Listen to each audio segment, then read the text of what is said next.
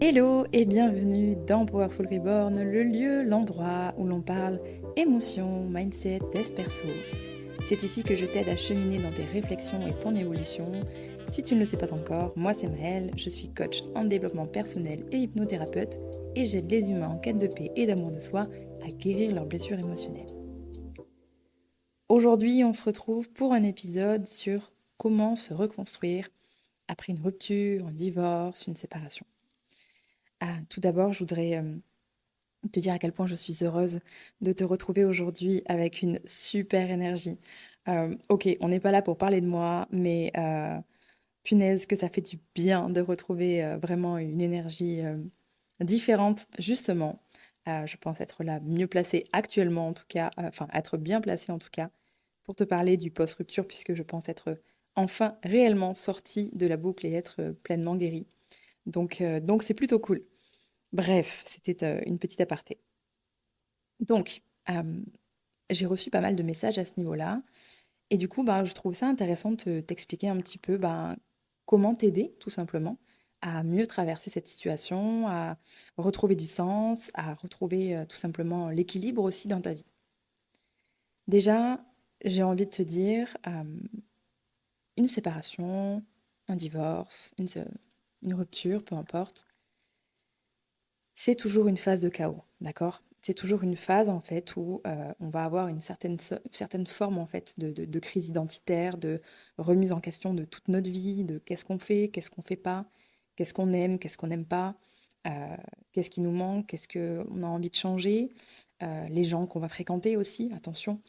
C'est pas seulement au sujet de la relation, parfois tu peux avoir envie aussi de modifier ou de changer tes fréquentations amicales ou il y a souvent beaucoup, beaucoup de choses qui sont remises en question et j'ai déjà envie de te dire que pour cette période-là, laisse-toi le temps, d'accord? Alors, le temps ne guérit pas tout, c'est faux. Par contre, si tu travailles sur toi et que tu te laisses le temps, tu vas pouvoir en effet euh, avancer et guérir convenablement. Donc c'est un petit peu un mix, mais je pense qu'il est important de préciser quand même que le but c'est pas de se précipiter à se dire ok il faut que je sorte de là, il faut que j'aille mieux, même si oui effectivement quand on est dans les vagues, on a vraiment envie de s'en sortir et de se dire, OK, c'est quand que je peux respirer? Et je le comprends tout à fait. Et je suis passée par là il n'y a pas longtemps aussi. Mais c'est un moment, en fait, justement, qui est très utile, qui est très important pour que toi, tu puisses, en fait, commencer à poser les bases de la suite de ta vie. Parfois, le changement est tellement profond, et pour le coup, je te parle de moi, il y a tout, mais toute ma vie a complètement changé. Que ce soit mes fréquentations, mon mindset, mon travail, tout, absolument tout.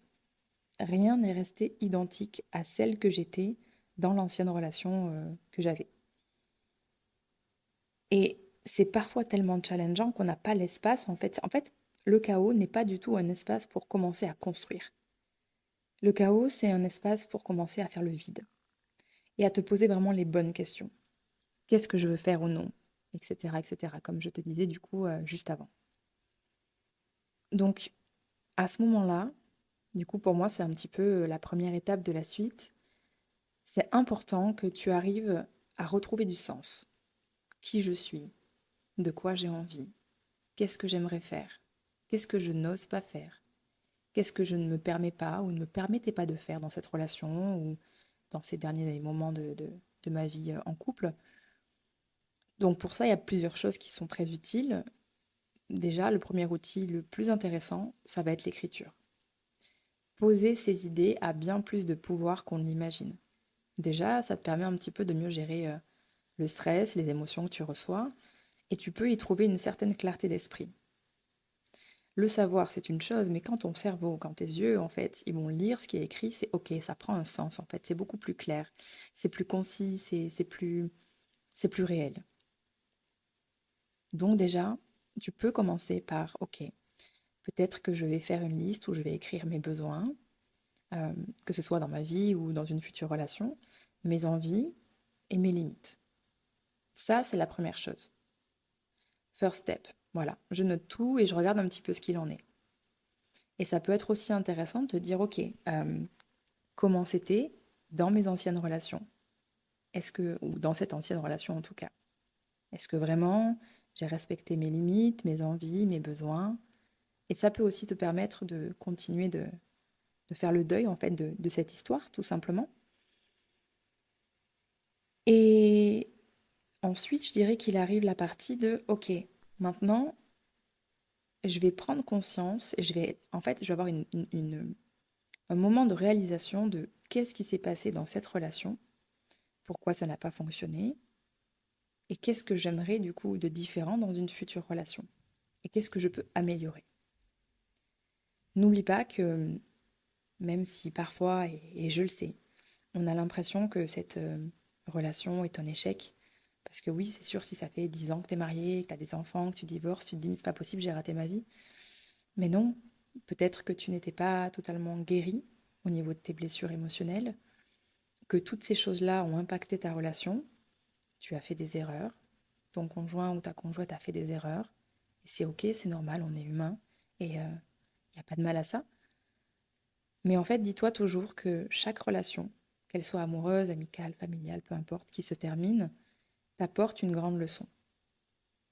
Alors, attention, je vais jamais mélanger les choses vraiment comme la violence, les viols, etc. Attention, je mélangerai jamais à ça, d'accord?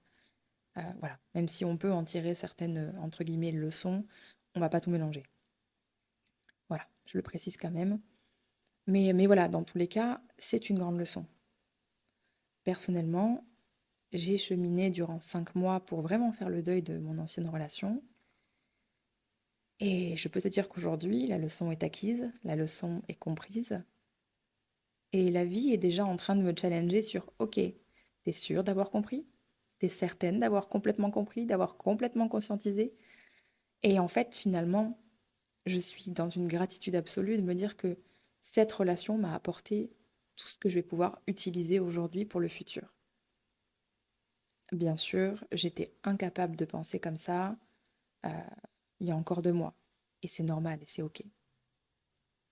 C'est ce que je te disais juste avant, il faut se laisser le temps en fait. Il faut avancer, il faut process, il faut travailler, certes, mais il faut se laisser le temps. Il faut être bienveillant et patient envers soi-même en fait.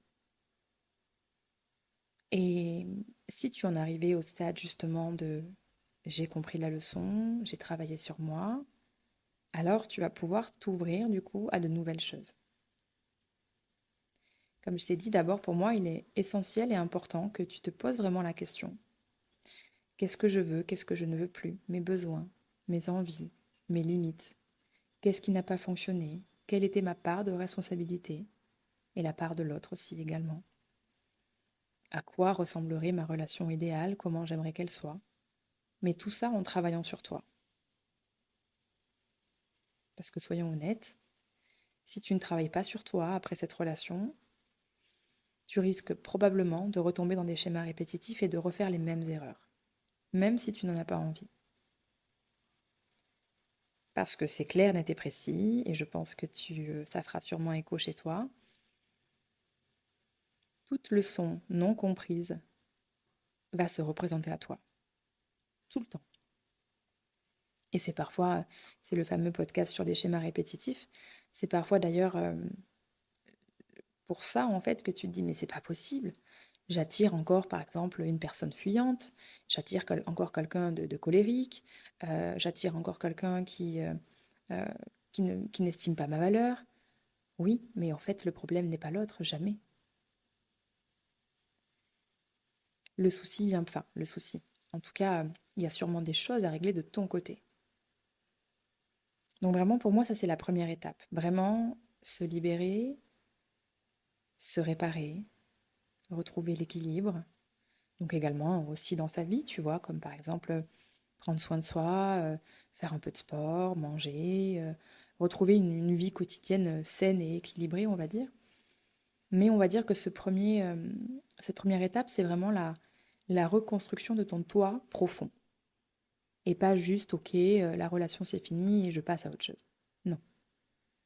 Parce que ça va être tombé très souvent. Enfin, si par exemple, au bout de 2 mois, alors, il y a différentes situations, bien sûr.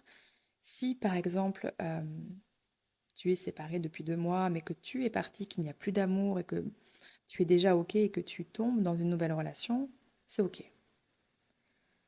Même si je trouve ça un peu tôt, mais ça reste mon humble avis.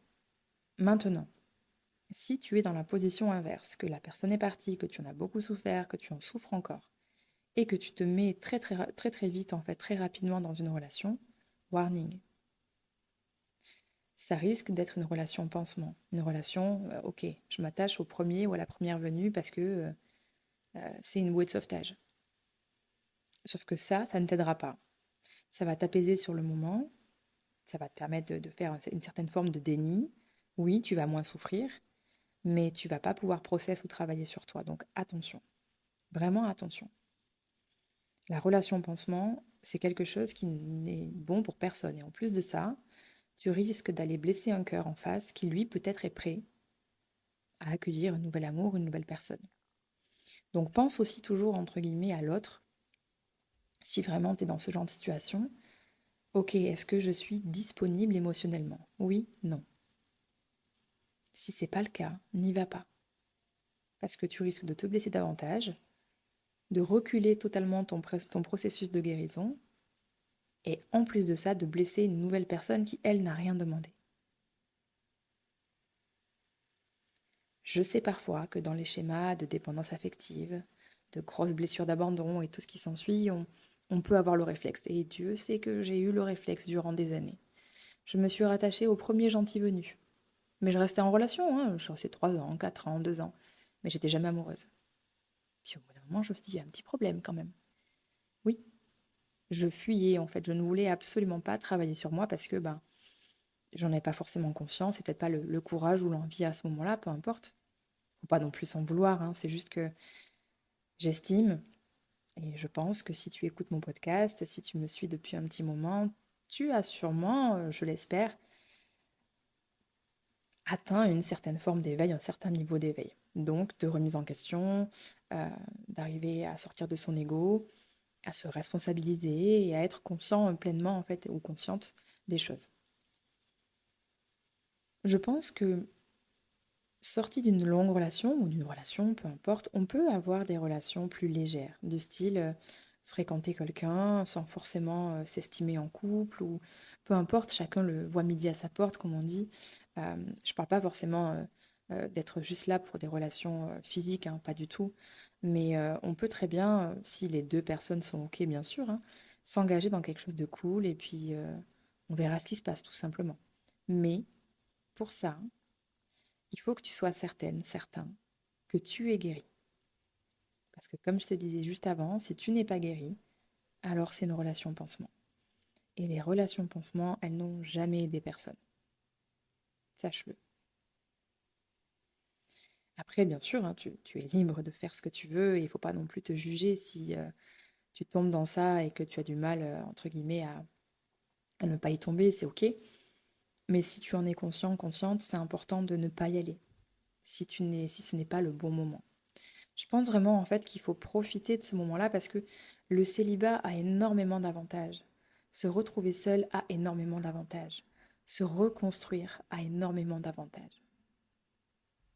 C'est vraiment en fait un petit peu, tu sais, imagine, c'est un peu bête ce que je vais dire, mais imagine que tu es un oignon et, et que tu enlèves petit à petit toutes les couches de l'oignon pour arriver au centre, au toit profond. C'est super intéressant. Et souvent, c'est un travail qu'on fait quand même moins facilement quand on est en relation.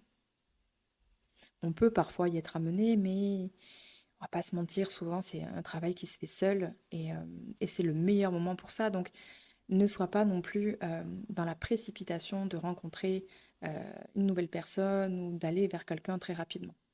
À l'inverse, j'ai envie de te dire, il y a des personnes aussi qui vont être complètement à l'opposé et se dire, mon Dieu, mais euh, je ne veux plus parce que, enfin, je ne veux plus être en relation parce que j'ai peur de souffrir. Alors, dans ce genre de cas, j'ai envie de te dire, c'est pas mieux non plus. Parce que tu ne pourras jamais réussir à trouver ça. Ça n'existe pas. C'est des proverbes qui existent, que tu connais, hein, mais quand on prend le risque d'ouvrir son cœur à quelqu'un, d'aimer quelqu'un, on prend le risque aussi d'être blessé. Et c'est normal, et de toute façon, il y a toujours les deux faces de la pièce. La dualité est toujours là. Et on peut rien contre ça. Vraiment, on peut rien contre ça. Mais par contre, ce que toi, tu peux faire à ce moment-là, plutôt que d'avoir peur des autres et peur d'une future relation, c'est idem, c'est commencer à travailler sur toi. Ok, pourquoi j'ai cette peur? Qu'est-ce qui fait que je n'arrive pas à pouvoir faire de nouveau confiance? Il y a forcément en fait des choses à guérir. Forcément. Puisque comme tu le sais, nos émotions sont des indicateurs. Donc si tu vis constamment dans la peur, c'est qu'il y a quelque chose derrière. Donc c'est le moment pour toi, tout simplement, d'aller bosser ça. Et personne d'autre que toi ne pourra le faire. Et le temps non plus ne le fera pas tout seul. C'est juste impossible. Ce serait cool hein, si ça se faisait tout seul, mais non. Je pense que tu sais très bien que tout ce que tu as réussi à modifier, entre guillemets, ou à changer aujourd'hui dans ta personnalité, dans ta vie, tu as travaillé pour ça. Tu as fait des choses pour ça, tu as mis des actions en place pour ça. Donc c'est toujours toi et seulement toi. Et c'est vraiment important de réaliser ça aussi, tu vois. Je pense que parfois on oublie que ce moment-là est aussi là pour ça. Et puis le timing est toujours entre guillemets parfait. Parce qu'une fois qu'on arrive à se dire, ok, je comprends la leçon, j'entends, et là je te parlerai de mon cas pour le coup, je suis déjà en train de me dire, waouh, en effet, d'accord, je comprends, ça a du sens. Toute cette peine pendant ces derniers mois prend du sens aujourd'hui, en comprenant les leçons, en comprenant ce que j'ai pu changer, en processant moi-même, parce que j'ai changé énormément de choses, comme je te disais. J'ai évolué, j'ai grandi. Je me suis éveillée davantage. Et ça, personne n'aurait pu le faire pour moi. Et tu vois, dans ces moments-là, j'ai eu besoin d'aide. Moi aussi, moi qui pourtant vous aide à vous, j'ai eu besoin d'aide.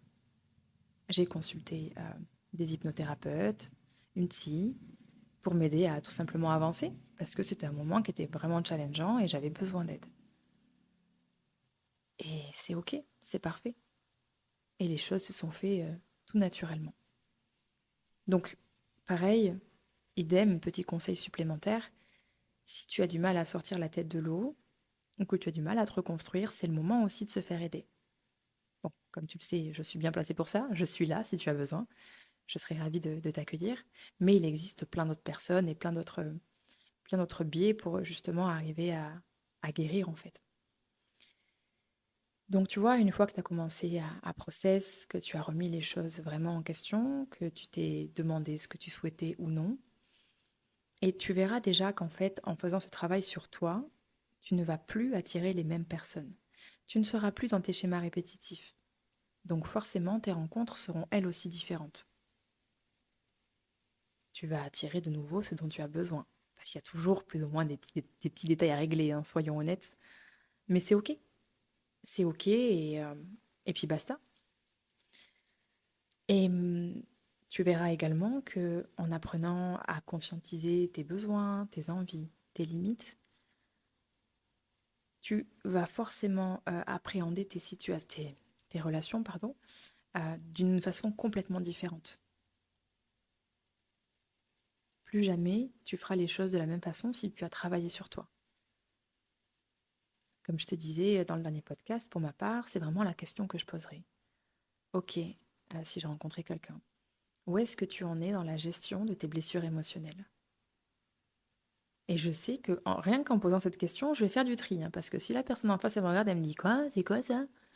Ok, next.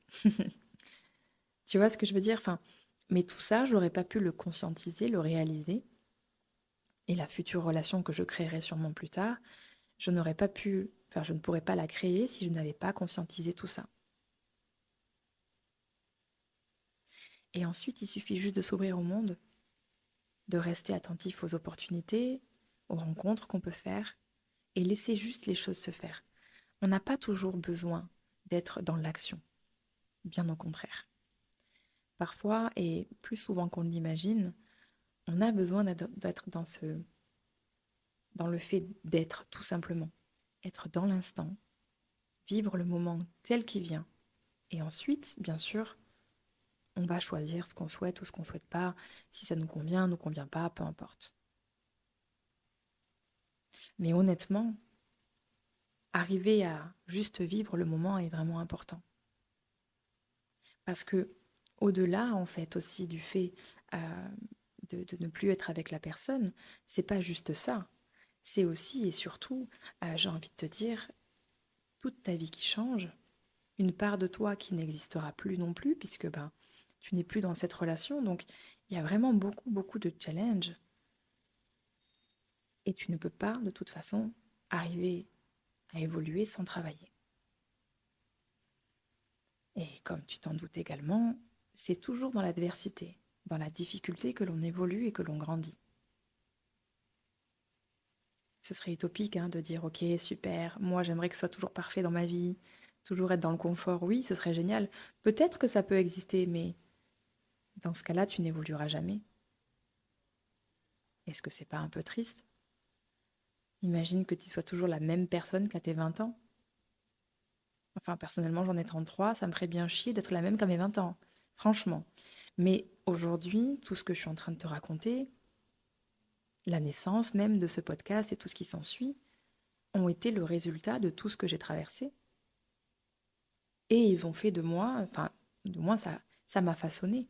Parce que je ne suis pas, enfin, nous ne sommes pas non plus notre passé, d'accord? Notre passé ne nous définit pas, mais il nous permet d'évoluer et de grandir. Donc je pense surtout que cette phase de reconstruction, elle passe par l'introspection. Vraiment. Une introspection profonde avec une aide aux besoins. Et il faut vraiment pas hésiter si c'est le cas. C'est vraiment quelque chose pour moi qui est logique. Bon, forcément, en étant hypnothérapeute et coach dev perso, ça me paraît logique. Mais c'est vraiment en fait pour moi d'abord une introspection et ensuite une reconstruction.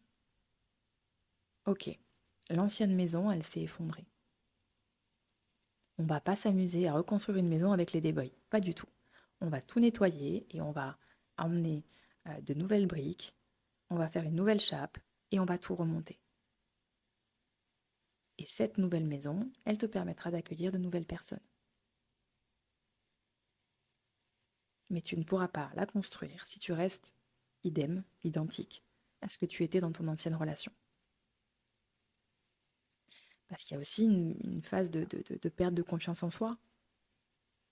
Clairement, j'y suis aussi passée. Alors, pas sur qui je suis dans la vie ou dans le professionnel, mais qui je suis en tant que femme dans le couple. Bien sûr, ça m'a complètement touchée. C'est waouh, tu remets tout en question. Est-ce que je suis une bonne personne? Est-ce que j'ai bien fait? Quelles ont été mes erreurs? On retombe tellement dans nos blessures. Est-ce que je suis assez pour être aimée? Pourquoi il est parti? Et souvent on ne comprend pas parce que c'est au-delà de notre prisme. Et il y a ça aussi également.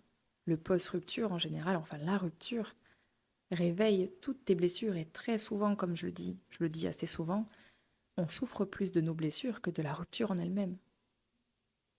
Et je te jure que c'est vrai. Vraiment. C'est très réel.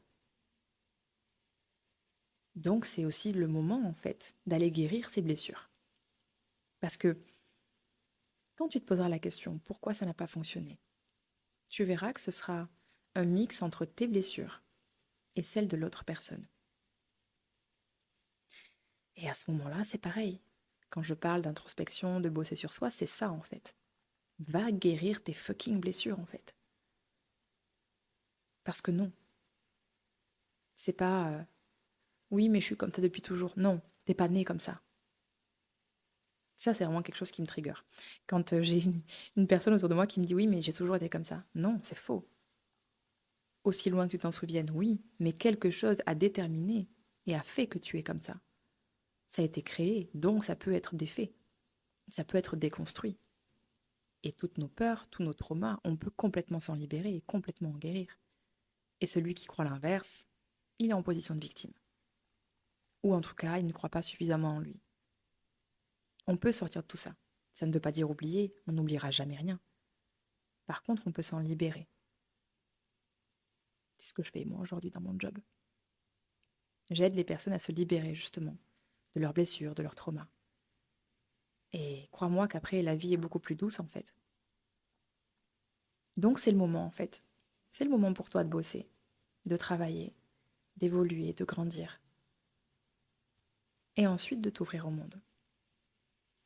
Et tu verras que le monde n'est pas si effrayant que ça une fois que nous, on est équilibré, qu'on se sent bien, qu'on a retrouvé la paix. Le monde n'est pas si effrayant. Et c'est pas parce que tu as vécu peut-être une tromperie ou quelque chose de difficile que tout le monde va faire ça. Tu sais, si tu prends l'ascenseur une fois et qu'il tombe en panne, est-ce que tu penses que chaque fois que tu vas reprendre l'ascenseur, il va tomber en panne? Non. Par contre, en bossant sur toi, le prochain ascenseur qui va tomber en panne, tu vas savoir comment gérer. Et ce sera complètement différent.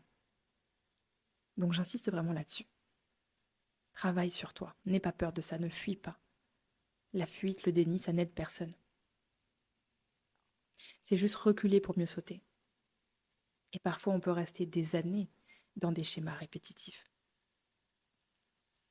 C'est dommage de perdre du temps, même si, bon, c'est pas vraiment du temps de perdu, mais quand on en prend conscience, pour moi, c'est du temps de perdu. Quand on n'en a pas conscience, c'est différent.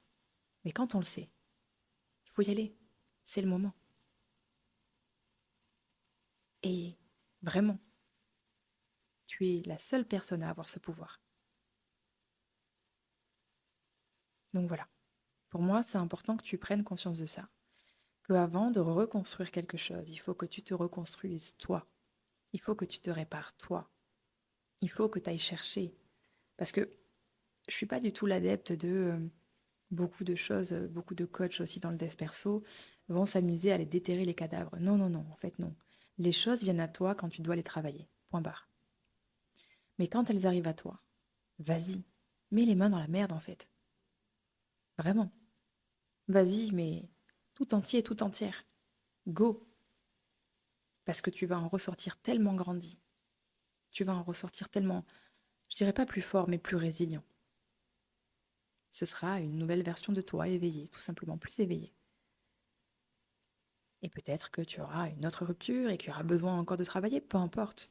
En tout cas, là, maintenant que tu écoutes ce podcast, si tu es concerné par ça, tu as l'espace pour ça. Alors vas-y, n'aie pas peur, il t'arrivera rien. Tu risques pas de mourir, clairement pas. Tu risques juste d'être challengé, ça c'est sûr, je te l'accorde. Peut-être d'être un petit peu encore dans la douleur, oui c'est sûr, mais on n'oublie pas non plus que tout est temporaire, ça on le sait.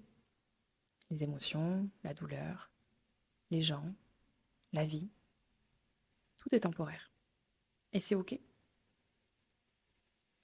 Mais c'est à toi de choisir ce que tu veux faire de ce temps qui est limité.